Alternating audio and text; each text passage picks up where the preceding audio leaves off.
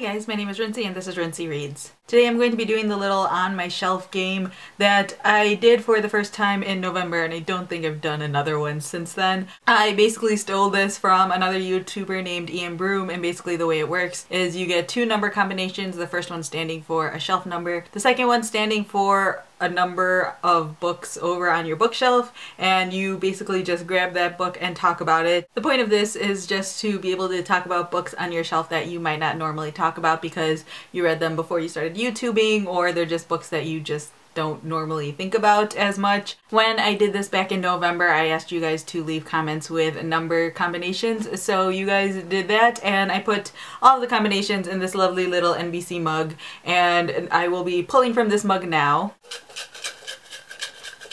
The first one is 8-3 from Marie Biscard. I probably said that incorrectly. The second one is 7-7 from Anna Shuk. And the last one is 313 from One Book, One Review. So I will be going to grab those books for you guys now.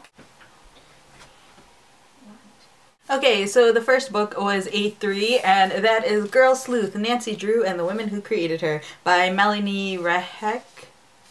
Something like that. This is a nonfiction book that talks about the history of Nancy Drew. If you didn't know, the author Carolyn Keene, who is listed as the author for the Nancy Drew books, is just a ghost name. There were multiple writers who worked on the Nancy Drew series, often at the same time. That's why there's so many of them. So this just talks about the history behind creating Nancy Drew and some of the kind of most influential people who worked on the series. If you watched my 10 influential books tag, you know that Nancy Drew is a very large love of mine. So when I saw this in, I think it was Borders at the time, Borders, I knew for a fact that I had to pick up this book because I just love everything Nancy Drew. And also this cover is really great. It's like this, and then the face wraps around, so like you see the face on your bookshelf, which I really like. Next was 7-7, which is another Harry Potter book. I think I talked about a Harry Potter book in the last one.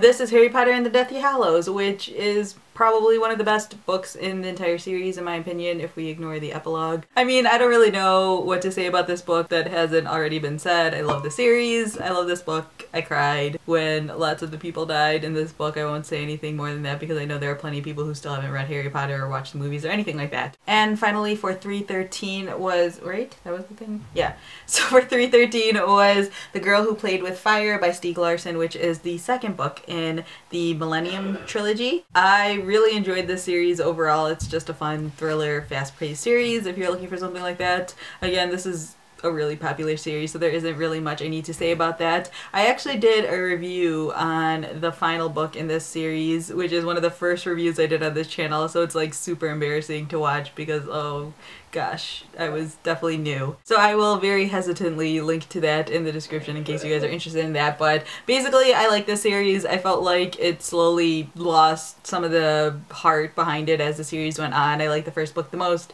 and the third book the least, and it's just sort of like degressed as it went on, at least for me personally. I know a lot of people just love the entire series. And I have to say that the picking this time is very nice because it's all color-coded. They all have this reddish, orangish, yellowish hue to them, which is really nice. So yeah, that's basically all On My Shelf is. If you guys want to see more videos like this in the future, feel free to leave a comment down below, leaving me a number combination. For the first number, make it 1 through 10 because that's how many shelves I have, and for the second number, make it 1 through 25 because that's approximately how many books I have on each shelf. Also, if you make videos, you can feel free to make your own On My Shelf. I will throw out 3 numbers right now if you want to make one of your own. The numbers I will give you are 4-10, 6-2, and 1-1. So yeah, that's all I have for now, and thanks for watching.